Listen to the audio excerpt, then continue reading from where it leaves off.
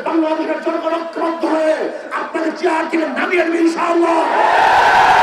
আমি বলবো ইউনূস সরকার সাহেব, আপনি নিরপেক্ষ নাই। আপনি নিরপেক্ষতা হারিয়ে ফেলেছেন। আন্দোলন করেছি আমরা, সংগ্রাম করেছি আমরা, রাস্তায় ছিলাম আমরা, বুলেটের সামনে ছিলাম আমরা, ট্যাঙ্কের সামনে ছিলাম আমরা, রাস্তায় জীবন দেওয়ার জন্য প্রস্তুতি নিয়েছিলাম আমরা। আর আপনি কাদেরকে নিয়ে ঘোরাফেরা করেন যারা স্পষ্ট বলেছে এই ছাত্র জনতার আন্দোলনের সাথে আমরা সম্পৃক্ত না, আপনি তাদেরকে গুরুত্ব দিবেন। আর যারা রাস্তায় নেমেছিল জীবন দেওয়ার জন্য তাদেরকে আপনি উপেক্ষা করে চলবেন। আপনি নিরপেক্ষ নন, আপনি নিরপেক্ষতা হারিয়ে ফেলেছেন, কোন একটা দলের দিকে ঝুঁকে পড়েছেন। আপনি জানেন বাংলাদেশের মানুষ যদি জাগ্রত হয় কোন চালককে কোনদিন রক্ষা করে না, রক্ষা করতে দেবেন ইনশাআল্লাহ।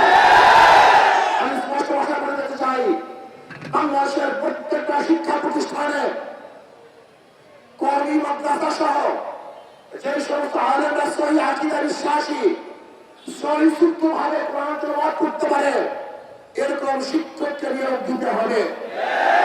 বাংলাদেশের 92 বছর মুসলমানদের অর্থে পরিচালিত দেশের মধ্যে কোন অবস্থাতেই গানের শিক্ষক নিয়োগ দেওয়া যাবে না।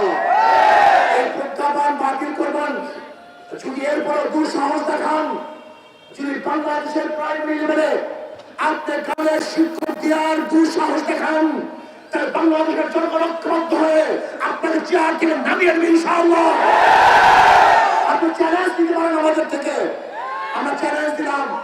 আজকে বাইতুল মুকাররমে এই সমস্ত মানুষগুলি নামাজ পড়েছে, আল্লাহকে সিজদা দিয়েছে, যদি আমরা এই বাইতুল মুকাররমের মানুষগুলি, মুসল্লিগুলি যদি ঐক্যবদ্ধভাবে আন্দোলন করি, তাহলে ইউনূস সাহেব আপনি একদিনও টিকতে পারবেন না। শেখ হাসিনা চলে গেছে, তার চেলা চামুন্ডারা এখানেই আছে।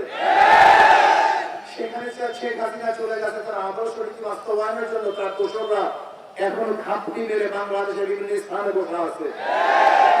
শেখ হাসিনা যে এই গানের শিক্ষক নিয়োগ দেওয়ার জন্য প্রজ্ঞাপন জারি করেছিল বা করতে পারে নাই, সেটা আপনি কেন করতেছেন?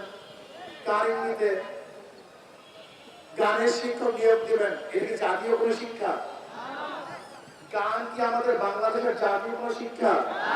যদি গান বাংলাদেশের জাতীয় শিক্ষা না হয়, জাতীয় ভাবে সেটা শিক্ষা দেওয়ার জন্য প্রস্তুতি নিচ্ছেন কিভাবে? আমাদের ধর্মীয় শিক্ষা জাতীয় শিক্ষা, যেহেতু মুসলমানদের জন্য ধর্ম শিক্ষা ফরজ আইন। কোন মুসলমান ধর্মীয় শিক্ষায় শিক্ষিত না হলে সে মুসলমান হতেই পারবে না। কাজে জাতীয় শিক্ষা উচিত ধর্মীয় শিক্ষা। যদি কলেমা শিখতে না পারে, শুদ্ধভাবে বলতে না পারে, সে মুসলমান না। সূরা ফাতিহা সূরা যদি শুদ্ধভাবে পড়তে না পারে, তার তো নামাজই হবে না। এজন্য নবী আলাইহিস সালাতু ওয়াস সালাম বলেছেন, প্রত্যেকটা নর নারীর উপরে দ্বীনে ইলম শিক্ষা করা ফরজ আইন। কাজে 92% মুসলমানদের দেশে ফরজ আইন কিভাবে বাস্তবায়ন হবে, এটা সরকারের দায়িত্ব। এই দায়িত্ব সরকারকে পালন করতে হবে। কাজে প্রত্যেকটা ধর্মীয় প্রতিষ্ঠানে ধর্মীয় শিক্ষা, ইসলাম শিক্ষা দেওয়ার শিক্ষক নিয়োগ দিতে হবে। যদি নিয়োগ দিতে না চান, তাহলে আমি ইউনূস সরকারকে বলবো আপনাকে নিয়োগ দেওয়ার জন্য বাধ্য করবো। আমরা দেখেছি আপনি নিরপেক্ষতা হারিয়ে ফেলেছেন।